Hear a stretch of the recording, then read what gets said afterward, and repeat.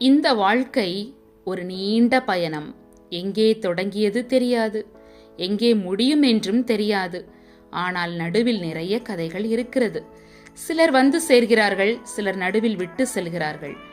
சிலர் நினைவாக மாறுகிறார்கள், சிலர் வாழ்க்கையாக மாறுகிறார்கள். சில பாதைகள் மலர்களால் நிறைந்தது, சில பாதைகள் கற்களால் நிறைந்தது.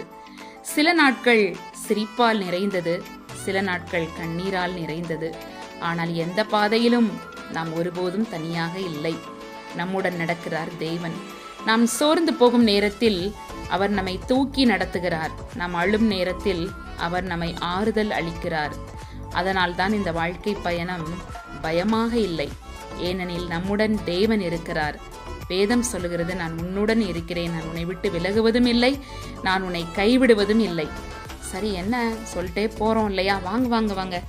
நம்ம ஒரு பயணத்தை நோக்கி தான் போயிட்டு இருக்கிறோம். நம்ம சவுதி அரேபியாவில் இந்த நீண்ட சாலைகளை பார்த்து கொண்டே இருக்கிறீங்க, அப்படி தானே? வாங்க, நம்ம எல்லாருக்கும் லீவ் டைம் ஆனதுனால ஒரு சின்ன ட்ரிப்பு தான், ஒரு 1 டே ட்ரிப்பு தான் போயிட்டுருக்குறோம். எல்லாரும் சகோதரர்களாக இணைந்து போகிற இந்த பயணத்தில் உங்களோடு கூட பகிர்ந்து கொள்வதில் எனக்கு ரொம்ப ரொம்ப சந்தோஷம். நண்பர்களுடன் சென்ற அந்த நீண்ட பயணம் வாழ்க்கையில் மறக்க முடியாத ஒரு அத்தியாயம். வீட்டிலேயே சாப்பாடு செய்தோம்.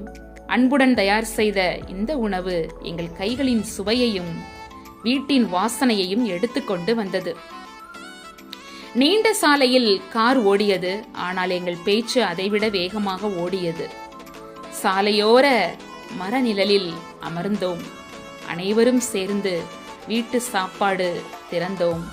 ஒருவர் சாதம், ஒருவர் கறி, மற்றவர் ஊறுகாய், இன்னொருவர் இனிப்பு.